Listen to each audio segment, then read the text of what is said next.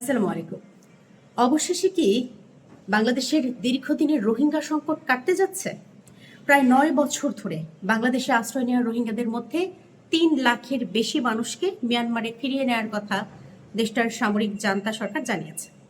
দীর্ঘদিন ধরেই বাংলাদেশ এই প্রত্যাবাসনের জন্য চেষ্টা করে আসছিল, কিন্তু বারবার নানা কারণে সেই প্রক্রিয়া আটকে গেছে। এবার যদি সত্যিই এই ৩ লাখ রোহিঙ্গার প্রত্যাবাসন শুরু করা যায়, তাহলে নিঃসন্দেহে এটা বাংলাদেশের জন্য বড় একটা স্বস্তির খবর হতে পারে। কিন্তু প্রশ্ন হলো, এবার কি সত্যিই সম্ভব হবে এই প্রত্যাবাসন? রোহিঙ্গা সংকট বাংলাদেশের জন্য শুধু মানবিক একটা সংকট এমন না, এটা দীর্ঘদিন ধরে দেশের অর্থনীতি, পরিবেশ, নিরাপত্তা এবং স্থানীয় জনগোষ্ঠীর উপরও বড় চাপ তৈরি করে রেখেছে। আয়তনে ছোট বাংলাদেশ এমনিতেই বিপুল জনসংখ্যার ভার বহন করছে, আর এর মধ্যে মিয়ানমার থেকে পালিয়ে আসা লাখ লাখ রোহিঙ্গাকে বছরের পর বছর আশ্রয় দিতে হচ্ছে, যার ফলে তাদের খাবার, চিকিৎসা, বাসস্থান এবং নিরাপত্তার পেছনে বিপুল অর্থ এবং আন্তর্জাতিক সহায়তা ব্যয় হচ্ছে। পাশাপাশি কক্সবাজারের পরিবেশ এবং স্থানীয় অর্থনীতির উপরও তৈরি হয়েছে বাড়তি চাপ। এই কারণেই বাংলাদেশ দীর্ঘদিন ধরেই চেয়েছে রোহিঙ্গারা যেন নিরাপদে এবং সম্মানের সঙ্গেই নিজেদের দেশে ফিরে যেতে পারে। কিন্তু এতদিন সেই প্রত্যাবাসন আলোর মুখ দেখেনি। ২০১৮ সালে বাংলাদেশ এবং মিয়ানমার প্রত্যাবাসন নিয়ে চুক্তিও করেছিল, কিন্তু নিরাপত্তা পরিস্থিতি, মিয়ানমারের রাজনৈতিক অস্থিরতা এবং নানা জটিলতার কারণে সেই উদ্যোগ আর বাস্তবায়ন করা সম্ভব হয়নি। এখন মিয়ানমারের সামরিক জান্তা বলছে, বাংলাদেশ থেকে পাঠানো ৮,২৮,৮২৪ জন রোহিঙ্গার তথ্যের মধ্যে তারা ৪,২৬,৫৪৫ জনের তথ্য যাচাই করেছে। এর মধ্যে ৩,০৮,৭৯৭ জনকে রাখাইনের সাবেক বাসিন্দা হিসেবে শনাক্ত করা হয়েছে। তাদের দাবি হলো, রাখাইনের পরিস্থিতি স্থিতিশীল হলে বাংলাদেশের সঙ্গে কাজ করে এসব মানুষকে ফিরিয়ে নেওয়া হবে। এখানে বাংলাদেশের জন্য গুরুত্বপূর্ণ বিষয় হচ্ছে, এই ঘোষণা যেন শুধু কাগজে কলমে সীমাবদ্ধ না থাকে, কারণ বাংলাদেশ বহু বছর ধরেই প্রত্যাবাসনের কথা শুনছে। এবার প্রয়োজন বাস্তব পদক্ষেপের। শুধু রোহিঙ্গাদের তালিকা যাচাই করলেই হবে না, তাদের নিরাপত্তা, বসবাসের অধিকার, নাগরিকত্ব এবং ভবিষ্যৎ জীবনের নিশ্চয়তার দিকেও কিন্তু খেয়াল রাখতে হবে। কারণ রোহিঙ্গারা যে রাখাইন ছেড়ে বাংলাদেশে এসেছিল, সেই রাখাইনের পরিস্থিতি এখনো কিন্তু পুরোপুরি স্থিতিশীল না।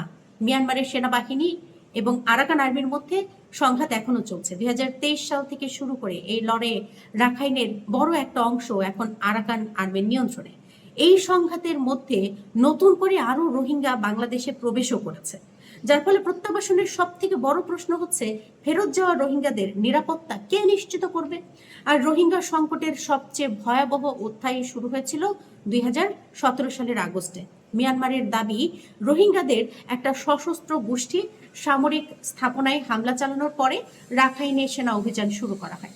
কিন্তু এই অভিযানের সময় মিয়ানমারের সেনাবাহিনীর বিরুদ্ধে ব্যাপক হত্যা, ধর্ষণ এবং নির্যাতনের অভিযোগ ওঠে। প্রাণ বাঁচাতে তখন একসঙ্গে প্রায় ৭ লাখ রোহিঙ্গা বাংলাদেশে পালিয়ে আসে। এর আগে থেকেই আরো বহু রোহিঙ্গা কিন্তু বাংলাদেশে বসবাস করছিলেন। মায়ানমার অবশ্য রোহিঙ্গাদের নিজেদের স্বীকৃত জাতিগত সংখ্যালঘু হিসেবে কিন্তু মেনে নেয় না। দেশটার কর্তৃপক্ষ তাদের বাঙালি হিসেবে অভিহিত করে এবং দাবি করে যে তারা বাংলাদেশ থেকে গিয়ে মিয়ানমারে বসতি স্থাপন করেছে, যার ফলে রোহিঙ্গাদের পরিচয়, নাগরিকত্ব এবং নিজ দেশে তাদের অধিকার নিয়ে দীর্ঘদিনের বিরোধ চলেই আসছে। আর এই নাগরিকত্বের প্রশ্নের সমাধান না হলে শুধু সীমান্ত পার করে রোহিঙ্গাদের ফেরত পাঠানোই যে স্থায়ী সমাধান না, সেটাও গুরুত্বপূর্ণ। তারপরও বাংলাদেশের জন্য এই ঘোষণাকে গুরুত্বপূর্ণ অগ্রগতি হিসেবে দেখা হচ্ছে, কারণ ৩ লাখের বেশি রোহিঙ্গা যদি সত্যি নিরাপদে নিজ দেশে ফিরে যেতে পারে, তাহলে বাংলাদেশের উপর দীর্ঘদিনের যে চাপ, এই চাপটা কিছুটা হলেও কমবে। বিশেষ করে কক্সবাজারের স্থানীয় জনগোষ্ঠী, পরিবেশ এবং সীমিত সম্পদের উপরে যে বাড়তি চাপ তৈরি হয়েছে, সেটাও কমানোর সুযোগ তৈরি হবে। আর বিএনপি সরকার যদি এই প্রত্যাবাসন প্রক্রিয়াকে বাস্তবে এগিয়ে নিতে পারে, তাহলে এটা সরকারের জন্য একটা বড় অর্জন হতে পারে। কারণ শুধু রোহিঙ্গাদের ফেরত পাঠানো না, দীর্ঘদিনের একটা জাতীয় সংকটের টেকসই সমাধানের দিকে বাংলাদেশকে এগিয়ে নেওয়াই হবে সব থেকে বড় সাফল্য। তবে এখন সব থেকে গুরুত্বপূর্ণ বিষয় হচ্ছে, মিয়ানমারের এই ঘোষণা বাস্তবে কতটা কার্যকর হয়। 3 লাখেরও বেশি রোহিঙ্গা কি সত্যিই এবার নিজ দেশে ফিরতে পারবে, নাকি আগের মতোই আবারও কোনো না কোনো কারণে এই প্রত্যাবাসনটা আটকে যাবে? আর যদি প্রত্যাবাসন হয়ও, তাহলে তারা কি নিরাপদে নাগরিকত্ব আর অধিকার নিশ্চিত করে নিজেদের দেশে ফিরতে পারবে? উত্তরটা মিলবে আগামী দিনের বাস্তব পদক্ষেপে। এ সম্পর্কে আপনারা কি ধারণা করছেন কমেন্টে জানাতে ভুলবেন না। ধন্যবাদ।